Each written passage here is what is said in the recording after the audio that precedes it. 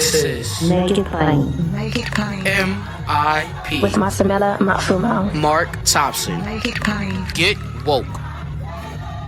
New from Radiotopia presents Red for Revolution, an audio drama about Black love, queer romance, and liberation. Join Jasmine, an 18-year-old navigating her queer identity while learning about her grandmother's secret love affair. Through her discoveries, we're transported back to 1971 to witness two remarkable women embark on a romance that defies all conventions. Subscribe to Radiotopia Presents and listen to Red for Revolution wherever you get your podcasts.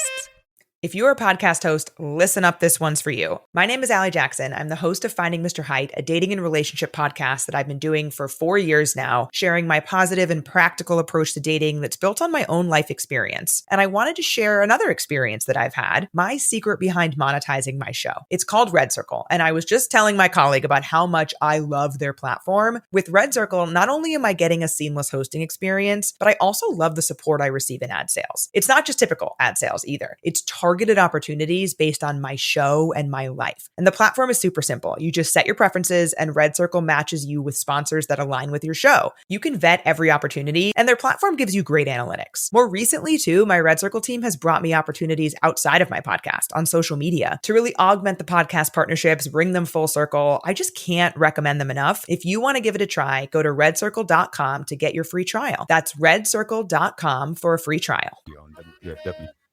FM 89.3 Pacifica Radio. Glad to be here with you. A lot going on, obviously, in terms of breaking news. It seems to be a shutdown, an end to the shutdown that has been agreed to, much to the regret of many who gave the Democrats a resounding victory just on last Tuesday. This is seen as a sellout and a cave-in by the dozen or less Democrats who went with it. We'll talk about that a bit later with Win with Black Women, who raised, I don't know, I think they raised like $100 million for Kamala in one night. But they're going to talk about how Black women won that election for us last Tuesday. Holly Holiday will join us a bit later. Also in breaking news, the Supreme Court has decided not to reconsider the Obergefell decision on marriage equality. That's big news. So something must have gotten into their coffee this morning. They're overturning everything else in the world. If they would, alas, if they would just do that for voting rights, we'd appreciate it. But we're going to get started, especially since we're on radio in Washington, D.C. in this hour on Mondays. We're happy to have with us a dear friend who's a dynamic counselor and attorney. She's going to talk to us about a case of police violence in the context of this over-policed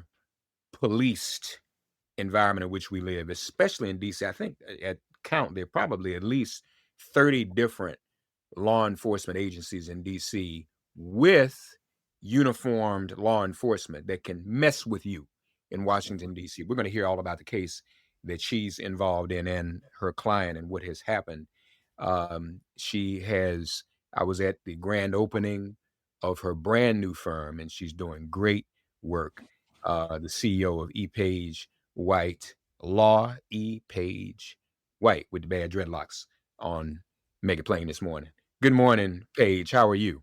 Good morning, Reverend Mark. I'm good. Happy to be with you and your audience. And glad to have you with us. Always a pleasure to talk to you. Always want to hear what you're up to and important work you're doing. So let's get started. Tell us about this case that you're involved in now.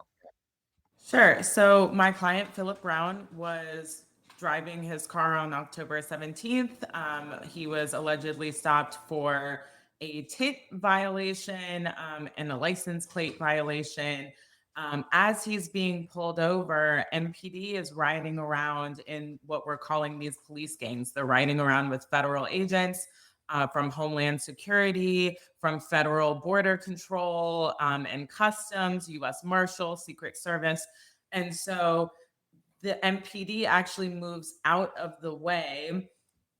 Police officers are claiming that an engine revved and then an HSI agent shoots into the car multiple times. There's 2 bullets that go through the driver's side window, and 2 bullets that go directly into the passenger seat. Thankfully, no one is sitting in the passenger seat or they would have been killed. One of the bullets went through the collar of my client's jacket. My client was charged with fleeing that night. He was held in jail for multiple days. At the preliminary hearing, the judge dismissed the case, saying that there was no probable cause, which is the lowest evidentiary standard that we have in our criminal legal system. There's no probable cause that he was fleeing whatsoever that night. Wow. So the engine revved. The car didn't move, but allegedly the engine. First of all, is that even true? Do you all dispute that the engine even revved? Because I mean, of course. Of course. So they are claiming that the engine revved and that the car made contact with the vehicle in front of it. We have no body-worn camera from this incident. His lawyer requested it. His criminal lawyers requested it. They were told that the body-worn camera was on lockdown by the Metropolitan Police Department, and that it wasn't released to anyone. What's more disturbing about this is that the police report of this incident does not include the fact that there was a shooting whatsoever. In fact, there is a question on the public incident report that says shots fired, yes or no, and the no box is checked. And so, yes. Okay. I'm sorry, Paige. We must have a bad connection. Must be something wrong with the signal. Sounds like you said there was no report of shots being fired. Did I misunderstand you? Is that? No, the public incident report, the public police report, we call it the Gerstein, that was filed on the public docket, makes no mention of an officer firing their weapon at all or a weapon being discharged at all towards Mr. Brown. It just says Mr. Brown was detained. Okay, so there's a lot going on here I need to unpack. 202-588-0893, folks.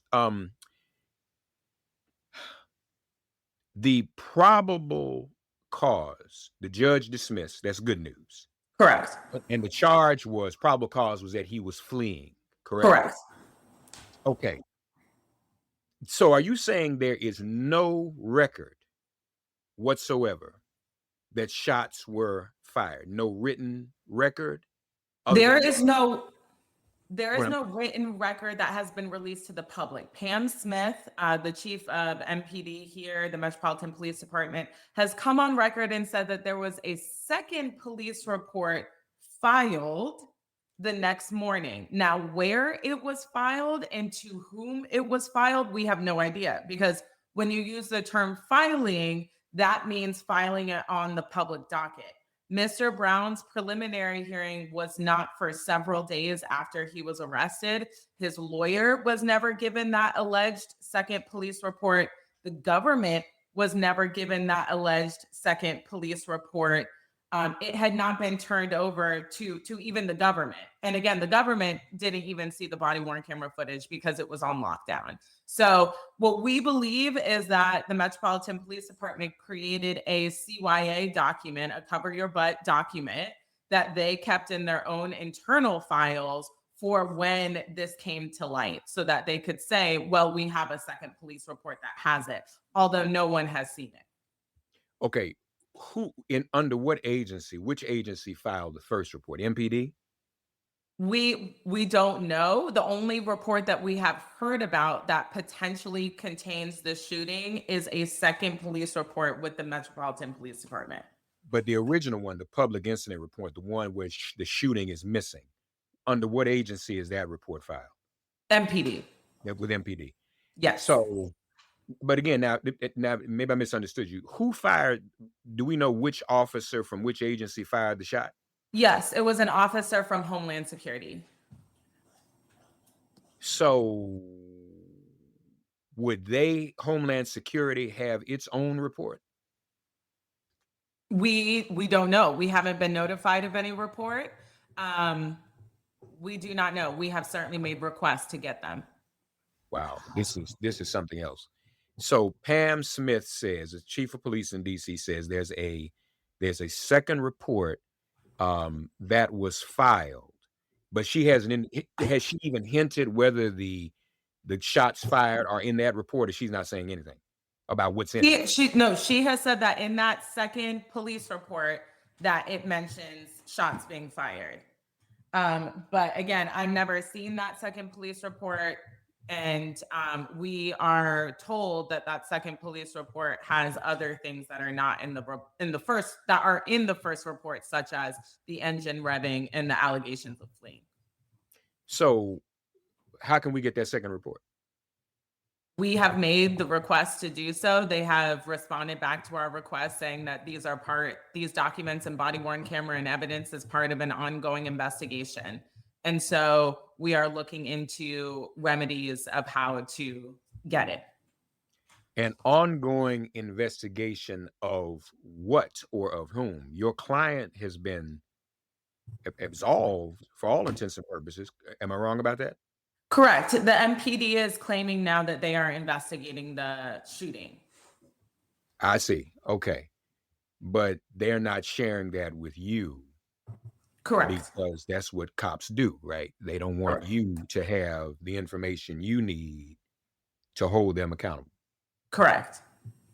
Paige White with us, folks, as we talk about the case of Philip Brown. How old is Philip? He's 33 years old. Mm-hmm. So this is a relatively young man. Young man and a father who almost lost his life that night. Yeah. How can you describe that experience for him? How did he? I mean, I don't know what I would even be able to think or do if I was shot at. If I lived, but knowing I came this close, just this close to death for nothing. Miraculously. And to add insult to injury, literally, to then be arrested, held in jail for multiple days, awaiting your preliminary hearing. Thankfully, he was assigned an attorney that had the preliminary hearing. There are so many attorneys that will waive because of how busy they are. But this attorney held the hearing. The officer had to come down and admit on the stand that a shooting happened, that the shooting was not included in the report, that he was instructed by a team lead not to include that in the report. We do have the transcript from the preliminary hearing. And so, again, at the end of the day, taken in totality, the judge found that there was no probable cause to continue with the case. Okay, so wait a minute. An officer, and it said that he was instructed not to include the shooting. Was this an MPD officer? Yes. Wow, this is heavy. Okay, so my imaginations are running wild. Do we know how many folks? Quick calls 202-588-0893. Do we know how many other law enforcement agencies besides MPD, besides Homeland Security, were present on the scene when Philip was confronted? You know? We know that U.S. Customs and Border Control was there, as well as there's some additional agencies, and I can look them up. But the police report is public. Okay. Was ICE there? We know that it was United States Customs, Border and Control, Homeland Security Investigations, Diplomatic Security Service, United States Marshal Service, and the Federal Bureau of Investigation. Everybody was descending upon Philip. Correct. No National Guard? Or we don't know? We don't know. What we know is it is included in this police report, which again omitted the fact that there was an actual shooting on scene. So it is not far-fetched to think that there is additional information that is missing from this police report. But those are the agencies that are reported in this police report. Are you at liberty to say where he was pulled over for the dark tints? Yes. He was pulled over at 42nd and Benning Road Northeast. Wow. Was this like a regular stop? Were those law enforcement gathered in this one location, or did he get pulled over and then everybody just showed up? We don't know exactly, but what we suspect is that they were all together. That's what we've seen as part of this task force that was created for the Make DC Safe Again initiative that President Trump implemented here, is that these agencies are riding together. There's information to suggest that the HSI agent was in an MPD vehicle. And again, MPD has different rules around what they have to do during a traffic stop about vehicle pursuits than federal agencies. So it's disturbing that MPD moved out of the way during this stop and, in essence, handed the stop over to federal agents. Mm. And then, if my imagination takes me a step further, I mean, you're the attorney here, so stop me if you need to. Those federal agents said, "Don't put in your report, MPD, that we shot at the brother." What we know is that Officer Jason Sterling, who was the MPD officer that testified at the preliminary hearing and also who wrote the Gerstein in this case, the police report in this case, that he testified that he talked with a team lead and that the team lead instructed him not to include that in the report.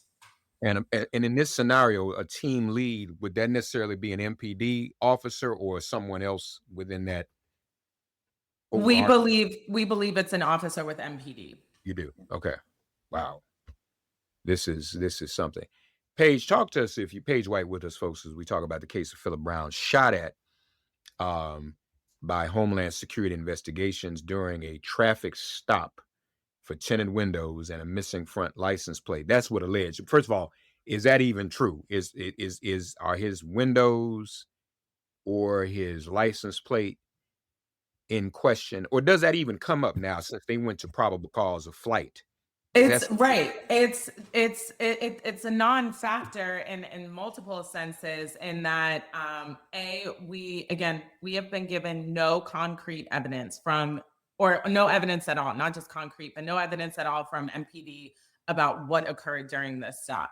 We have no power to subpoena video at this point because we haven't brought a case. At this point, we are just saying, give us the information, give us what happened in this matter. And the only people that can really do that at this point are the Metropolitan Police Departments and these federal agencies, and they have not given us access to any of that. But also, you have someone who is stopped for an alleged traffic violation. That is a ticket. That is, it's nonviolent. And so the fact that anyone pulled out a weapon and much less discharged that weapon multiple times, almost killing someone, is deeply disturbing. Yeah. That's very disturbing. You said you've not brought a case yet. If you were to bring a case, what would it be? I mean, what would we, and how would we get that ball rolling? Under what auspices would that be? Because I guess there's still grounds because he was shot at. Aren't there still grounds for a criminal case? Oh, certainly. There's shooting somebody in that manner is assault with intent to kill. Yeah. Conspiring to cover up that a crime is conspiracy. That's accessory after the fact. And so we would certainly be asking for these officers not only to be investigated, but to be criminally charged with their actions that night. Beyond that, we are certainly looking into what we can do civilly for Mr. Brown. And the first step is figuring out who is all involved. Who was involved, who was there, and who did what. But that's part of the agenda to cause confusion. You got a whole gumbo of law enforcement agencies. Everybody's there. It's just buck wild.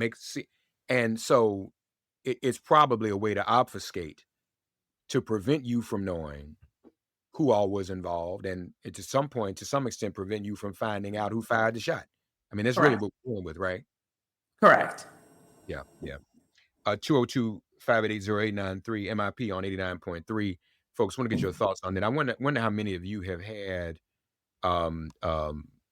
similar experiences in terms of traffic stops and being pulled over. The flight, the alleged flight or the fleeing, revs the engine allegedly, hits the car in front of him. What car was that? Has anybody seen that car? Whose car was it? We have not seen that car. A description of the vehicle is in the police report, but we haven't seen that car or heard of any damage being done to that car. Okay.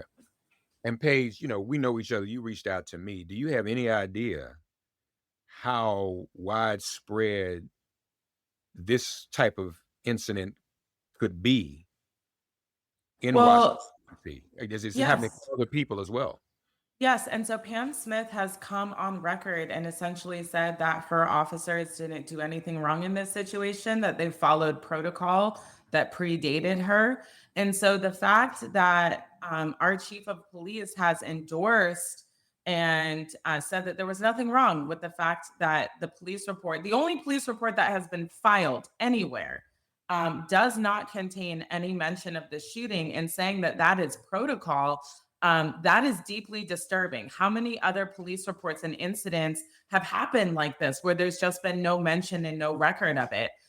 If it weren't for Mr. Brown's bravery and his lawyer's diligence, the public would not know about this. And Paige, the Make DC Safe Again initiative, isn't that ongoing? It is ongoing. And so that is that's a misconception, is that this is no longer happening and that federal agents are not working with MPD. And that is just not true. They are riding around in what we call police gangs, stopping people for no reason. And again, these federal agents are not trained on street policing. They're not trained on the Fourth Amendment, Fourth and Fifth Amendment. They're not trained to Mirandize people, stop people for probable cause. And I think that is demonstrated in the fact that at a preliminary hearing, the first mention where someone has to get on the stand and testify to something, that a judge outright dismissed this case. Yeah. No, that's meaningful that a judge did do that. And so it ought to be a pretty much an open and shut case. If the judges ruled there was no probable cause for flight to accuse him of flight, then those shots being fired are definitely wrong, right? And I mean, so I guess the thing that's kind of unfortunate about this, you can't get access to the information. They're holding it, they're covering it up. Sometimes these things can take months, can't they? They can. They can. And so we think that is what they are banking on. This has caught the attention of a lot of people because it is so disturbing. And I think that what they're hoping is that they can buy as much time as possible so that people forget. Forget what's going on. Mm-hmm. Well, Paige, what would you have the community do to support Philip Brown? First of all, how is he doing? I'm sure has some PTSD. He's deeply traumatized right now. Beyond being shot at, having the people that shot at you then put you in jail, to be in jail for several days. He is a father. He has several children. And not know, in essence, what was going to happen to you. And unfortunately, at your very first appearance in C-10, the judge cannot consider anything outside of the police report. And so there were people in the courtroom yelling, he was shot at. And the judge was saying, I cannot consider that until the preliminary hearing. So to be held in jail and then go through that hearing, he's recovering as best as anyone can. He's traumatized. And we are going to fight for the protection that really DC police should be giving him and should have given him. Paige, what would you enjoin the community to do in this matter? So there's a number of community organizations here that are calling for accountability, writing to the DC council members about this issue, having them pass emergency legislation for this task force to stop. Additionally, um, calling for transparency, calling the Metropolitan Police Department, the 6th District, the headquarters, and demanding accountability and transparency into this incident. Release the body worn camera. Tell us who the officer was that was involved in the shooting. Tell us who the officers were that were on scene, and give transparency into this alleged investigation. Yeah. No, that's important. And you've got to get to the bottom of this. Does the not to toot a horn of mine, but I co-authored the legislation for the Office of Citizen Complaints in Washington, D.C. We got that done it's been about 30 years. Is that effective? Is that a recourse? Can they get involved immediately and perhaps even because I think at one time, I don't know if they still do, they had subpoena power. We're trying to get it. Can they get what we need? That is certainly something that we're looking into. Okay. Very, very important. Attorney Paige White. Well, Paige, appreciate all your hard work and congratulations on the launch of your own firm. And we are going to be watching this very closely. Please keep us posted on what's going on with this case and your client as well. Okay. I will do that. Thank you. Thank you. And have a great rest of your morning. You too. We'll catch up. Talk soon. All right. Bye. Take care. Attorney Paige White joining us from Washington, D.C. Wow. Brother gets shot at. And so, I don't know. First of all, yeah, I mean, to get shot at. And then these bumbling fools not only don't know how to do a traffic stop, don't know what probable cause is or anything like that. And then they don't even know how to fire a straight shot. Not that they should have known that. This is not good. Not good. Last Tuesday was a big day, y'all. And a lot of good things came from it, but I want to get your thoughts. When with Black Women is going to join us momentarily, but we'd love to get your thoughts on what happened last night. I said on this show on Make It Plain Thursday, which is not on WPFW, that there's this tendency on the part of Democrats. One, we are understandably demoralized from November 2024. And that has caused a great deal of apathy. But now, when we win, we get lost in a euphoria, and then we go to sleep. And when I mean the tent, a caller called last week and talked about how big our tent is and how problematic they call right here on WPFW on Make It Plain, MIP on 89.3. The tent is big. And we saw how big it was last Tuesday because you had extreme personalities win elections. There is nothing that Abigail Spanberger, Mikey Sherrill together have in common with Zohran Mamdani here in New York. Right? But what they do have in common is the people they represent. So there's more than one way for this to happen. And to show, and despite the caller who called the WPFW last Monday, despite the big tent, or which Dr. King would not say it so disparagingly, he would call it the beloved community. Despite that, we won. We need to capitalize on it, not cutting deals in the Senate when people are going to lose their Affordable Care Act subsidies and no longer be able to afford the health care that they need to live and to make it. So that's very, very important. Joining us now,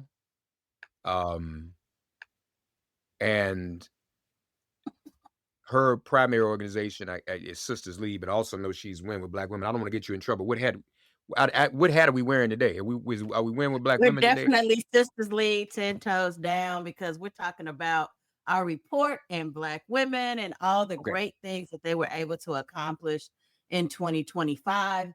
Although we can also talk about 2024 because we got that report too. Okay, so that's good. So that's what we want to get into. First of all, Holly Holiday of Sisters Lead with us. I will mention though her a very meaningful role in Win with Black Women, who raised that. I think y'all raised $100 million for Kamala in one night on that Sunday night. Is that what it was? Something like that. Yeah, that happened. 1.4 million for we got on a call and did the thing. That's Black women doing their thing. Yes. And so we are thankful for that. So you had said to me you had done a report about the difference, as Black women always do, make in elections like this, and made last Tuesday, Holly. So I'm going to give you the floor. I already know what y'all did. I'm clear, but you have all the details. So let's get into this. Well, I think the first thing is I want to dispel the myth that, and I've seen this narrative continue, right? After every election, we all want to take credit for this happen, or we all want to blame for this happen.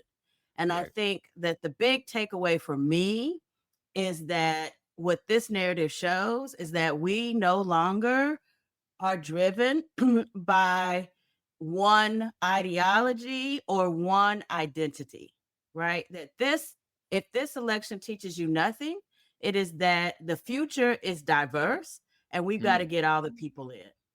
Yeah. And the fact that we are hearing reports that the future is white, the future is female, the future is, based on two people winning. I've been seeing that narrative, that's where we're headed.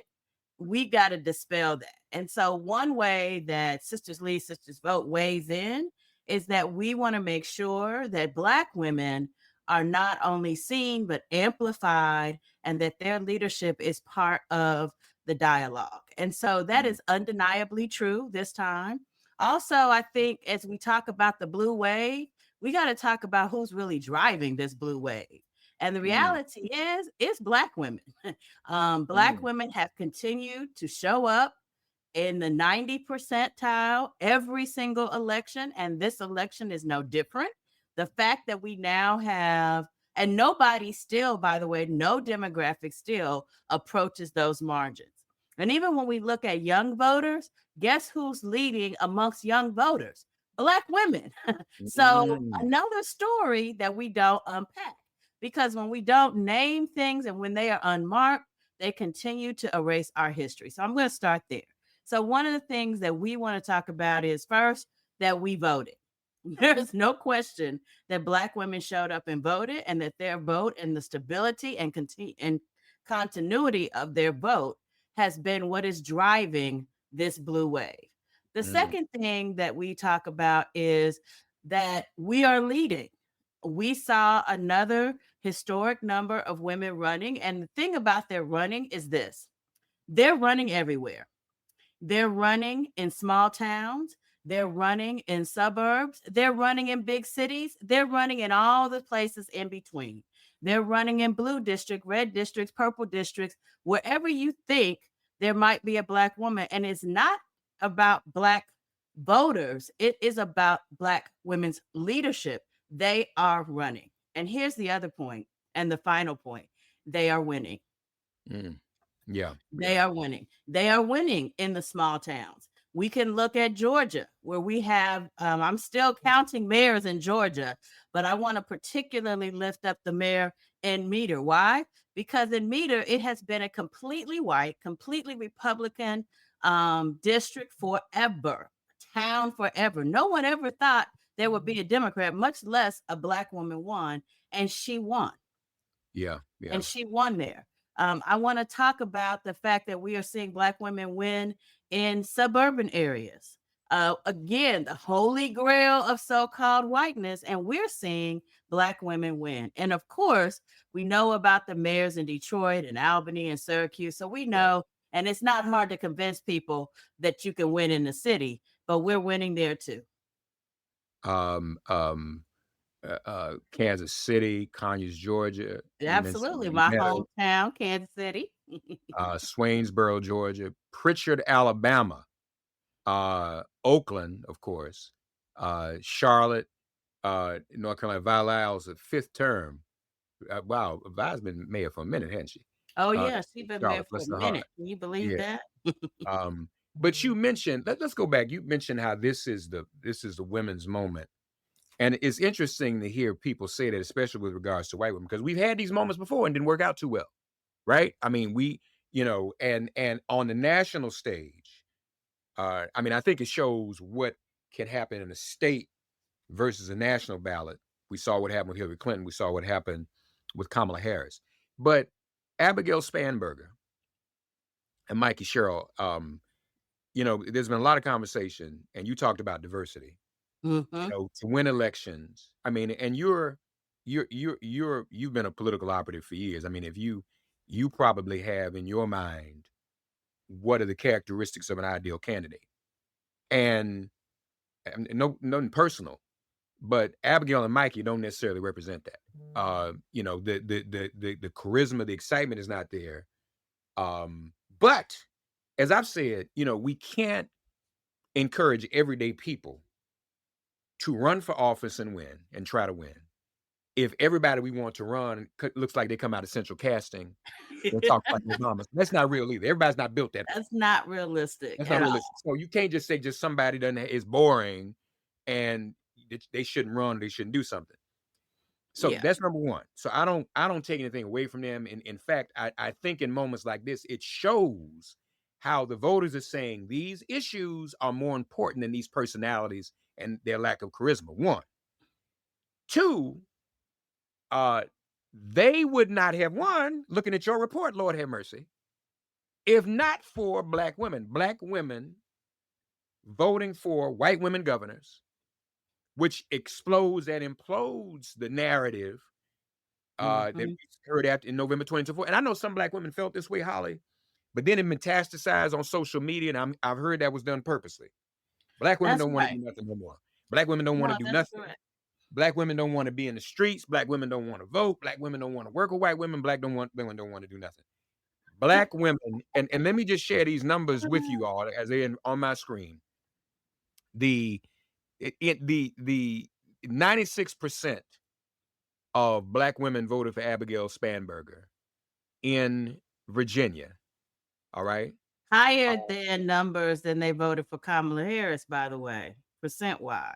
Okay, talk now. Help me. Well, I'm saying, I think what we have to remember here, and you alluded to it, right, is that Black women in particular, but I would say voters in general, most of us vote pragmatically.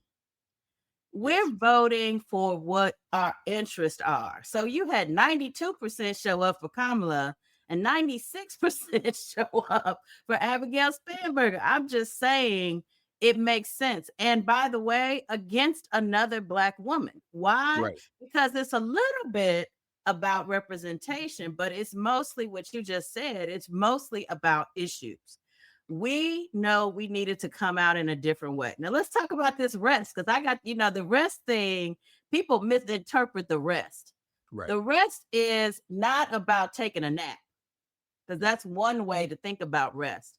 The other way to think about rest is restoration. And when Black women said we're taking a rest, what we really meant is we need to take care of ourselves. We need to prioritize where we are sitting in this moment. We need to gather in our spaces, not in the wide world open spaces. And we need to figure out what is best for our community. Because here's another thing about Black women. When we show up, we ain't showing up with just Black women. We show up in community, we show up in families, we show up in neighborhoods. And so in order to really understand and really deep unpack what happened in 2024, we needed to take a step back from trying to save everybody and figure out what we needed to do to try to save our communities.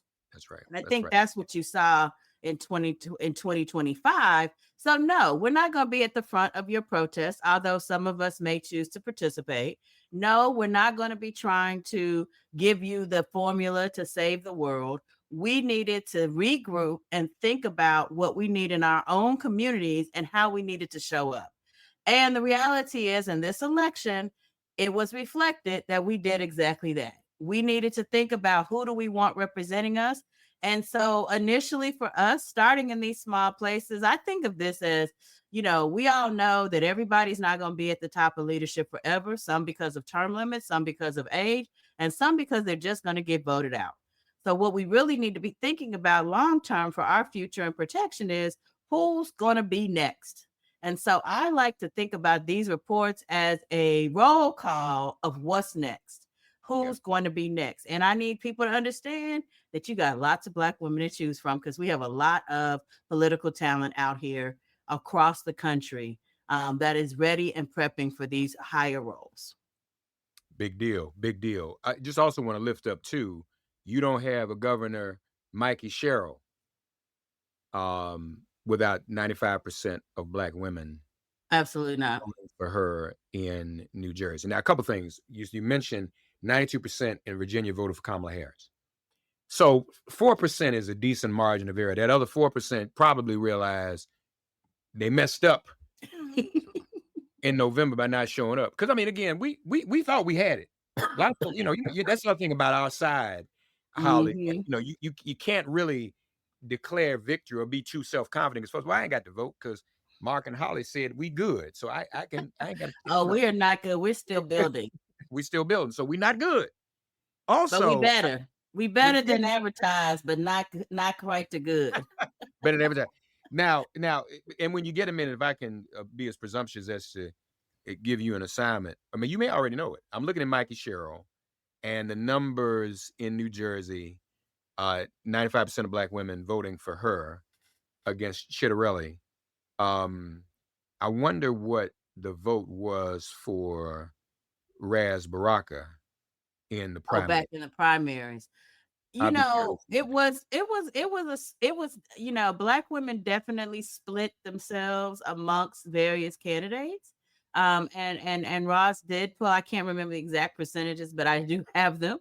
But he did pull off a pretty decent slice, especially because as you well remember, right before his election, he made a huge stand around immigration, and going with Congresswoman McIver, who was driving the inhumanity of treatment of immigrants in New Jersey, and specifically in the city of Newark.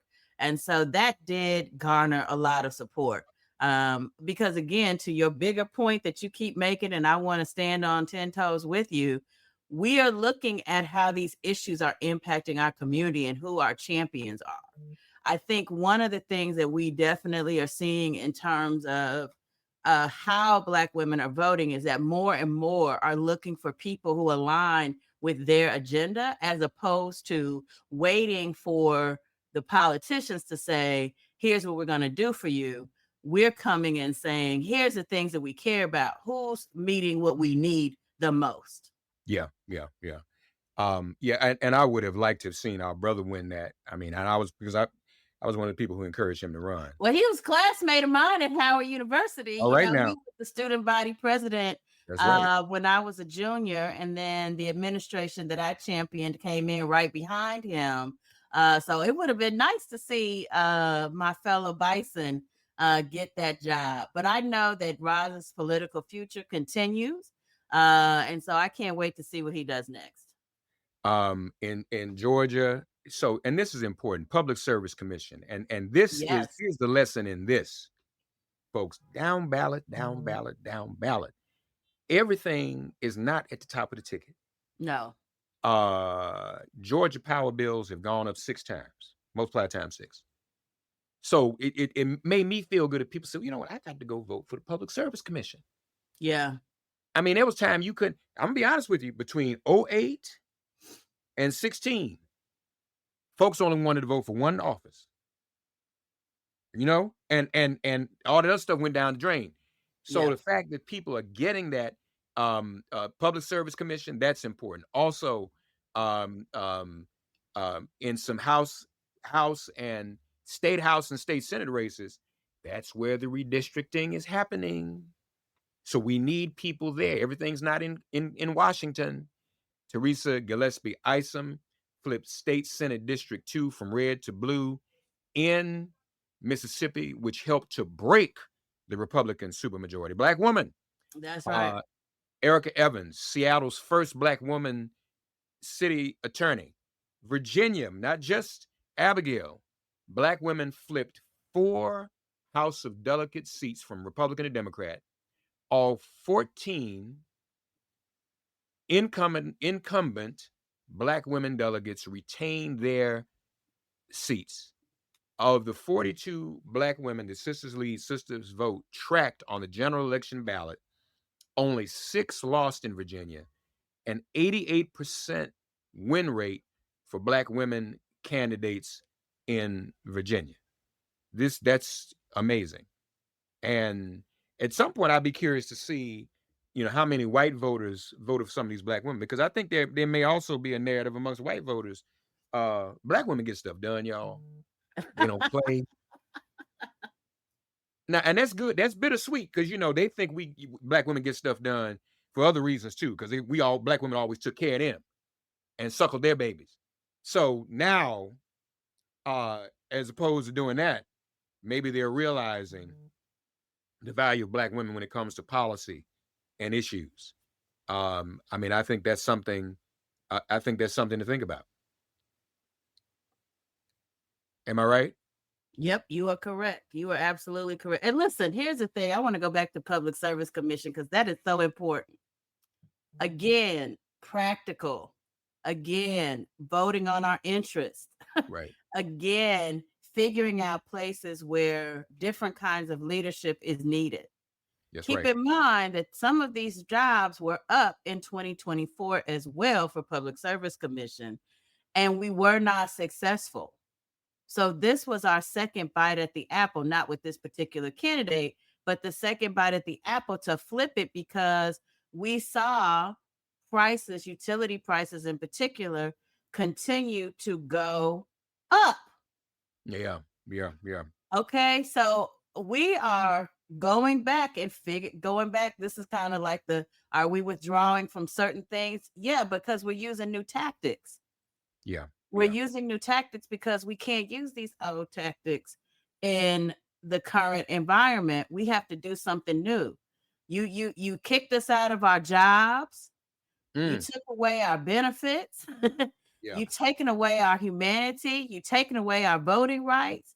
You're taking away our bodily autonomy. At some point, there's going to be a backlash, and it definitely starts local, because what we also recognize is that's where we can actually have real conversations with people. Yeah. And these are the conversations that we believe are going to change America. Again, also note here, because I think about the future and not just what's happening right now. Think about the districts that these places undergird. Think about the congressional districts that are really, really red, that now have these Black women that are in leadership that are going to learn how to do certain things. This is what we have to focus on and think about. Yeah, no, that's very, very important. Holly Holiday, Sisters Lead, Sisters Vote. Let's get a quick call in. And hey, Black women, roll call in. How you feel about what Holly's saying, and what did you do? You contributed some way, somehow to all of this. Robert, God bless you. You're on the air with Holly Holiday. Go right ahead. Thank you. First of all, let me tell you, women hold up half the sky, and I'm for the Equal Rights Amendment. I'm pro-choice. I vote, and I believe in health care for everyone. And right now we have a united front against fascism, but we got 8 Democrats who sold out. And once you sell out, the rest of it's just psychobabble and trying to justify why you sold out with rhetoric. And I don't know, but I just want to thank the sister for being in the movement for justice and fair play. Thank you. Yeah, she's a beast. Holly's a beast. So Thank so so Holly, you and I in a number of threads. You and I probably in about 10 different threads together talking about everything. And then I think we just discovered the other threads we're not in. And that's too much because we're in too many already. But how are you and Sisters Lead, Sisters Vote dealing with just last night? We win, we deliver, and then folks sell out and cut deals and cave. And none of those people, not a single one of them was a black woman. That's right. Huh? That's right. So who's But here's the thing. Here's the thing with that issue, and this is part of why having black women at the table is important. They have pushed us to a dangerous narrative that we should not accept. They've pushed us to a choice where they are framing the issue about hungry kids versus sick kids. Do we eat or do we have medical care? That's a false narrative to start with. The real question needs to be, why have you pushed us to this narrative in the first place? Because the reality is it's about billionaire tax breaks versus whether we eat or have health care. We've got to keep shifting the narrative back to the real enemy. We tend to find these fights, and then when we don't have agreement, we say, oh, let's shoot everybody who didn't agree with us. That's not necessarily the primary problem. And again, I'm going back to why it's important to watch these places, these districts and these cities that are under these districts and these counties and these local races this year that are under these districts. And Virginia is a perfect case study because they roll up to these congressional places where we're seeing all this foolishness happening. Yep. And that's the real issue. We shouldn't even be talking about sick kids versus hungry kids or sick people versus hungry people. The real question should be, why are we giving more money to the billionaires that are neither sick nor hungry instead of taking care of our own people? I put to you that if the question was put to the American public, would you rather have immigrants in your community with quality healthcare, quality education, and quality access to food, or no immigrants and no food and no healthcare? Because that's the future that we're really talking about. Yeah. Also, we got to recognize we got to stop just beating up on one party when it's not just one party that's making this happen. Listen, people who happen to be progressive, we're going to have more discussion, more disagreement than the Republicans because we're not homogenous. And that's good. And we need to embrace those conversations. We don't need to beat up and stab the people in the heart because they don't agree with us on one issue. We need to be smarter than that. We need to recognize that it's going to take a coalition of identities, which, by the way, only one team is really trying to make that happen. And how do we fight to make sure that the coalition is well, not just one identity? Because right now, one identity is winning if you want to play real identity politics, and it's not people who look like me and you. That's right. It's a party of one identity, one coalition, one group of people. Yeah, so it's a lot easier for them to agree when they are the same, are very close to the same.